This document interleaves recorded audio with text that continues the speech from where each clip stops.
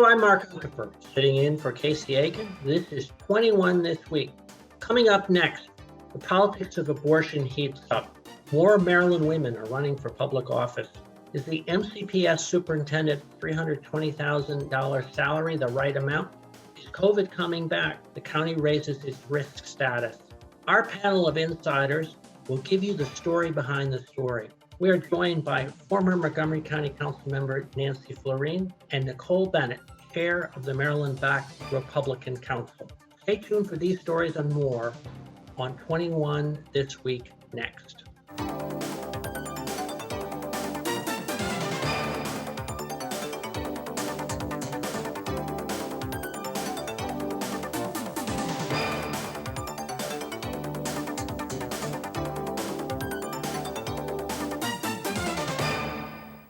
Welcome back to 21 This Week. Across the country, Americans are awaiting the U.S. Supreme Court's decision. Based on a leaked draft opinion, the Roe v. Wade opinion may be overturned and the issue turned back to the states. Nicole, what is the possible impact in Maryland of the court decision? I don't think that this court's decision will have a big impact, not only in Maryland, but regionally, with our very permissive abortion laws that we have here in the state of Maryland. We have chemical abortion by telehealth from Planned Parenthood. I don't think this decision has a big impact. To be frank, abortion voters, whether you're pro-choice or pro-life, vote every election. It's their thing, right? They research the candidates. They know who is supporting their point of view. So electoral, not so much. Virginia, however, may be another story. With their newly elected Republican leadership, we may see some changes to their law, which right now allows abortion up to 25 weeks. Nancy, the county is considering additional funding to promote abortion access. Is that necessary? Well, it was an interesting move. I'm sure a certain amount of that is political. Montgomery County politically is very supportive of this initiative. It may be for security, and we may be anticipating an influx of people who need these services. But the world has changed so much in the way of how you can obtain these services. It remains to be seen whether we really need $1 million. One of the issues historically, though, has been protests outside of providers. And I hope that doesn't come back as a major issue, but it was the case in the past. Nancy, and just a follow-up question, we referenced some of the political issues with Nicole's answer.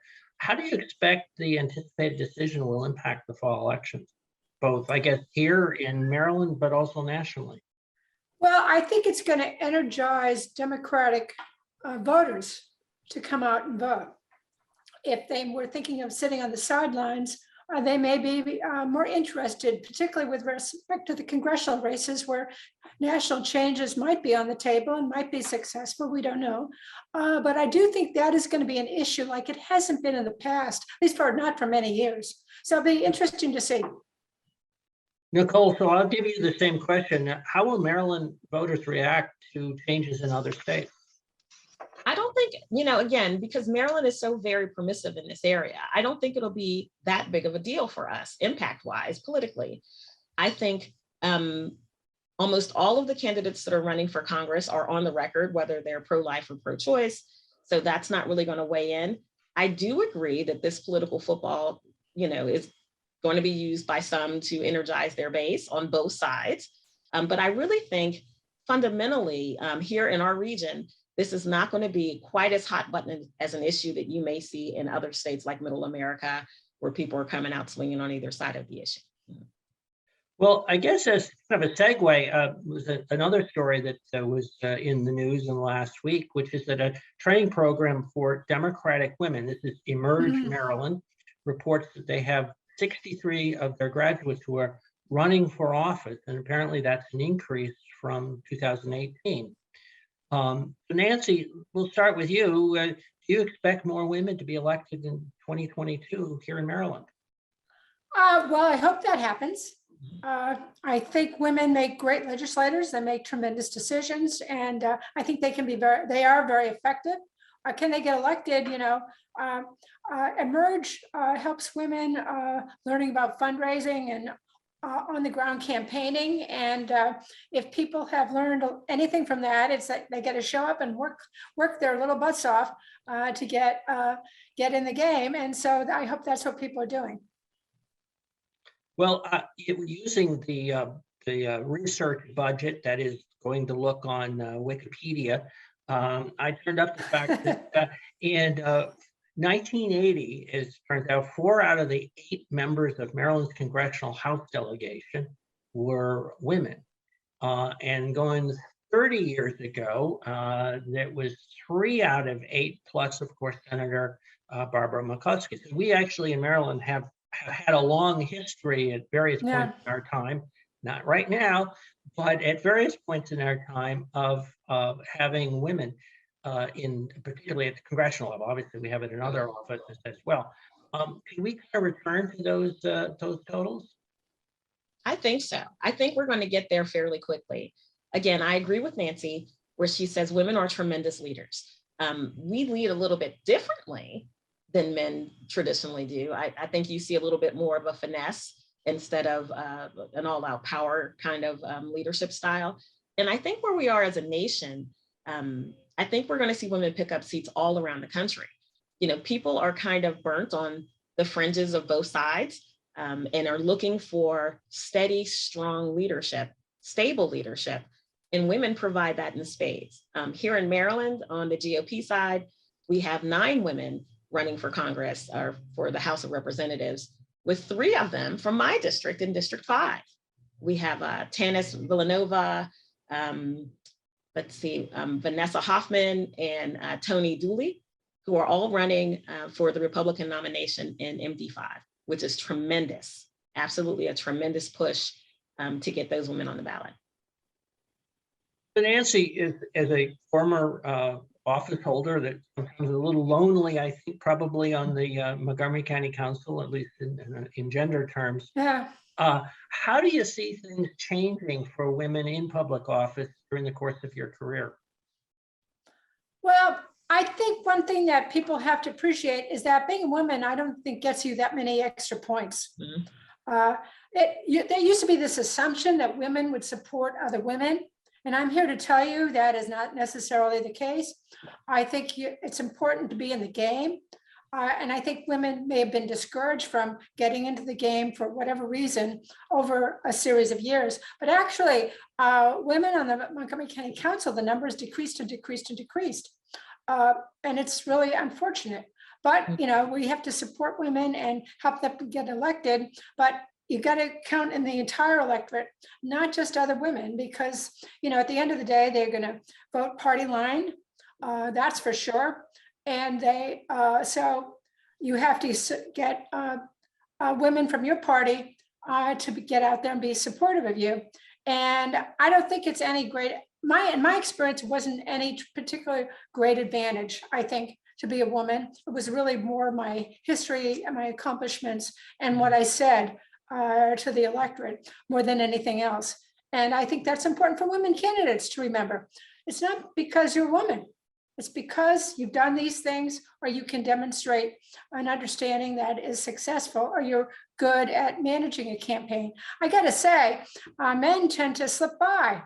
I think somewhat less is expected of men candidates than of women candidates. But nonetheless, it's always a struggle and it's hard work. And I think one of the things that depresses me is when I see multiple women running for the same job, means that it's less likely that we're going to have a woman in that job at the end of the day.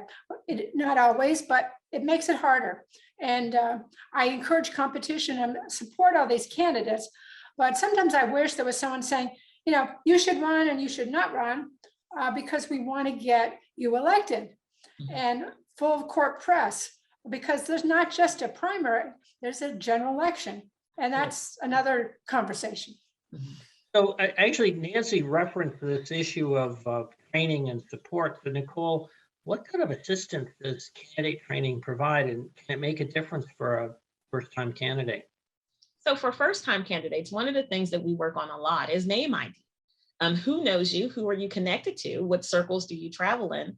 And your talking points to condense down what you believe in from, this vast declaration into a 2-minute snippet that we can use in a lot of places. So we do a lot of that. And we also teach what we like to call the ground game, which includes canvassing door to door, community events, the fair cycle, which is epic here in Maryland, as well as digital text messaging, social media posts.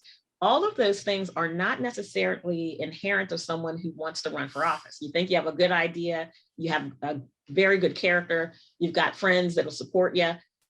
Okay, now what, right? And that's where candidate assistance comes in. It also helps you to decide if this is really what you want to do. Do you have the time, the energy, the money to do it? But Nancy, did you go through training or did you provide mentor training over the years? Well, I personally didn't go through an official training program, but any good candidate asks everybody they know what they should be doing and gets assistance, and that's what I did. I do a lot of mentoring right now, and I just had a long chat with someone yesterday about his campaign, not just women, but men as well. What he needs to do next, what basic stuff that first-time candidates have a hard time with. Just making those phone calls to raise money is tough. Getting people to commit to do something for you. It's more than just saying shaking hands. You have to follow up, and it's tough. It's tough. So I wish them all well. Absolutely. Well, thank you very much. And when we come back from this short break, we'll take up another topic. Does MCPS already have too many administrators, and is the superintendent paid the right amount? Welcome back. The Montgomery County School Board has approved new superintendent Monica McKnight's $320,000 salary. Now, that seems like a lot, but Nicole, that's apparently only $25,000 more than she was making on an interim basis, and actually not that much more than she was making prior to that. But still, are school administrator salaries too high? The Republican in me wants to say yes, but the parent in me says no. I will say that when you take a look at comparable school systems to Montgomery, closest one would probably be Fairfax County schools.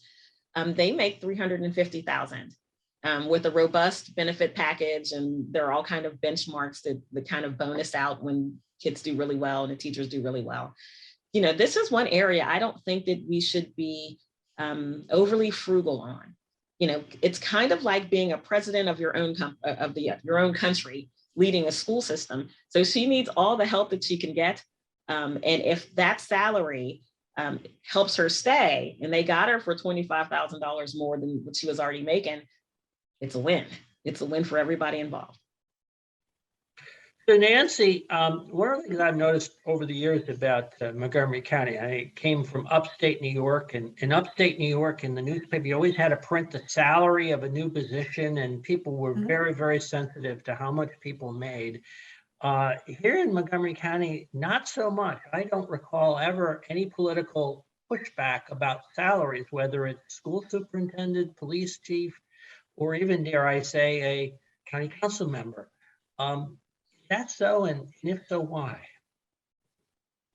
Well, I think what we would do if we had a question as a member of the council, what we would do if we had a question about a salary, we'd say to our staff, well, how does this fit into the scale of things? Particularly with MCPS, look, she is running a $3 billion business. She has to deal with 150,000 kids. I mean, people don't even appreciate the magnitude of that job. And that's also true for many of our highly paid administrators within Montgomery County government. They're serving 1 million people. People forget, and a county that's 500 square miles, people forget the extent of obligation that leadership has in Montgomery County. And you got to pay people a fair salary, and you got to keep them. The last thing you want is a lot of turnover. So we would ask, if we were to have a question, we'd at least ask staff quietly, how does that fit in with the scale of things out there? And they'd say, well, typically it's Fairfax. What does the police chief over there make? What does the superintendent of schools make? They're really our benchmark for these kinds of jobs. So, it is what it is. But this is a very expensive place to live as well, remember? And that plays into choices, candidates' choices of wanting to be part of this community, because they could go elsewhere, make maybe less money, but have less to deal with. We're not an easy group. We are not an easy group, so that's we'll underscore that. And it's also true that having been a senior person in a position in Montgomery County is actually really, I think, a good resume builder to be able to go on to move to another job. But now let me turn it to a kind of related issue, and that is MCES, the superintendent McKnight, has proposed creating several new administrator positions, which would be at the higher level, the senior sort of in the organizational chart. Now, what was interesting, at least to me, was that when Superintendent McKnight came out with that, the teachers union, MCEA, came out and said they were against that. Now, that's kind of telling. Is the superintendent getting off on the wrong foot with important stakeholders? I don't think so. I think what she's doing is building the way it should be built. When you take a look at Fairfax, even Howard County schools, there's an infrastructure that allows the leader to be a bit more flexible with the things that she's going to do based on having like the second row of administration, the third row of administration, kind of assume some of these other things. It is important as a leader that you have a good team. And I don't fault her for that. I think, coming in and playing nice is one thing, but when you're coming into a job that's so highly publicized with all of the eyes on education, politically especially, this is not a place where she wants to make a misstep. She does not want to ruin this opportunity. But Nancy, let me come back to you with the politics. So, Yeah. I think the general perception had been that she had the support in her selection from the teachers union, from MCEA, and sort of very early in her tenure to have this, I don't want to overstate it, but to have this disagreement with the union as to whether or not these additional positions should be created. Is that a warning sign? Is that something that should be troubling? Well, I think, MCEA does not go along to get along. Mm-hmm. They're going to establish their position on things. And these positions are not union members, remember. They speak for the teachers and the sport people. Actually, there are several different unions that represent them all. So they're going to make the kinds of statements that you would expect. We need more teachers, pay them better. Don't spend money on you people. That's not natural. I don't think it's a huge issue, but I think it's a message to their members who they're going to fight for. So in fact, I guess that is an important point, that they wouldn't be part of the unions, and certainly the union supports putting money into the classroom and not, not elsewhere. So on last week's show, I don't know if anybody noticed this or was keeping track, but and maybe the week before, we managed to go through the entire show without ever mentioning the C word, COVID. And I think we've all were waiting for that particular point, but unfortunately, here in Montgomery County, the county has raised its what they call risk status from medium to medium from low. And this is a reflection that in May, by a variety of different metrics, the county had a six-fold increase from the number of cases compared with March. It's now up to around 500. So now I'm going to start with you, Nicole, because you work in healthcare. Should we be worried? No, we should not be worried. The fact is, COVID is not going to go away. It's a virus. The flu, the common cold. We have adapted to lots and lots and lots of viruses. The problem that we find is, people are alarmed at increasing numbers, but you have to think, we're Marylanders. The first warm day, half the state was trying to go to Ocean City, or they were out in shorts and gardening and having picnics. The more that we kind of congregate together in larger groups, we're out and about, no one's masked, you're going to see an uptick. We're going to see another uptick in August after 4th of July festivities, but this is not the sky is falling. There's no reason to clutch the pearls and go running for quarantines. We're not doing that anymore. We're going to have to learn to adapt. And I think that's a lot of what's going to be coming for us very shortly here in Montgomery County, back to the mask. Now, Nicole, I heard you mention before that your job had, I don't think I'm giving away any secrets here, had ordered a lot more masks. So Yes. tell us about that. So healthcare, we still require people to mask when they come into the office, because we don't know if someone had tested positive at home and just did not report it to the state or report it to their doctor's offices, because now that's an option, right? But having that mask on will give some people a little bit more confidence when they're out and about in groups, dining at restaurants, riding on public transportation. So we want to make sure that the people in our community who want to avail themselves of this safety precaution have it available to them. This for us is not political. For us, this is public health. And I think had this not become a political football during a contentious presidential cycle, we would be far, far more advanced with our COVID standings than we are now. Well, let me respond to some of that back and forth and turn to Nancy. Now, some have suggested that at least for the fully vaccinated, and of course that's its own issue, but at least for the fully vaccinated, COVID compares to the flu. And obviously the flu can be dangerous under, when you have other illnesses or other factors. But do you agree with that comparison? Well, I have to say, I know an increasing number of people who've been hit with COVID recently. My daughter and her whole family have been down and have been in quarantine for 10 days now. I had a booster shot and I had a bad reaction to it. I think, regrettably, this seems to be a way of life. And the question is really, are we all going to agree that, or be willing to accept the fact that we need to mask ourselves more? I volunteered at a nonprofit a couple of days a week, and it's a food distribution hub.